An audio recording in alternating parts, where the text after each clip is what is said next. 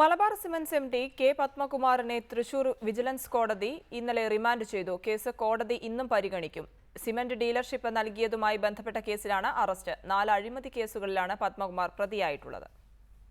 വിവിധ ജില്ലകളിലെ ഏജന്റുമാർക്ക് ഡീലർഷിപ്പ് നൽകിയതിലും വ്യാപാരികൾക്ക് കമ്മീഷൻ നൽകുന്നതിൽ വിവേചനം കാണിച്ചതിലുമായി കമ്പനിയിൽ 2.70 കോടി രൂപയുടെ അഴിമതി നടന്നുവെന്ന കേസിലാണ് മലബാർ സിമന്റ്സ് എം.ഡി പത്മകുമാറിനെ തൃശൂർ വിജിലൻസ് കോടതി റിമാൻഡ് ചെയ്തത്. 2 ദിവസം മുൻപ് എം.ഡിയുടെ ഓഫീസിലും ഔദ്യോഗിക വസതിയിലും വിജിലൻസ് നടത്തിയ റെയ്ഡിൽ നിരവധി രേഖകൾ പിടിച്ചെടുത്തിരുന്നു. ഇത് സംബന്ധിച്ച് ചോദ്യം ചെയ്യുന്നതിനായി എം.ഡിയെ പാലക്കാട് വിജിലൻസ് ഓഫീസിലേക്ക് വിളിച്ചു വരുത്തിയ അന്വേഷണ സംഘം ഇന്നലെ അറസ്റ്റ് രേഖപ്പെടുത്തുകയായിരുന്നു. തുടർന്ന് Thrissur vigilance judge C Jayachandran പത്മകുമാറിനെ റിമാൻഡ് ചെയ്തു. കേസ് കോടതി ഇന്ന് വീണ്ടും പരിഗണിക്കും. കേസിൽ മാർക്കറ്റിംഗ് ഡെപ്യൂട്ടി മാനേജർ വേണുഗോപാൽ 2ാം പ്രതിയാണ്. മറ്റു 3 കേസുകൾ കൂടി എം.ഡിക്കെതിരെ നിലവിലുണ്ട്.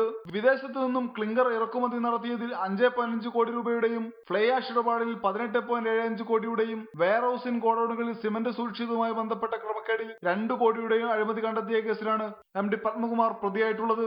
റിപ്പോർട്ടർ, പാലക്കാട്.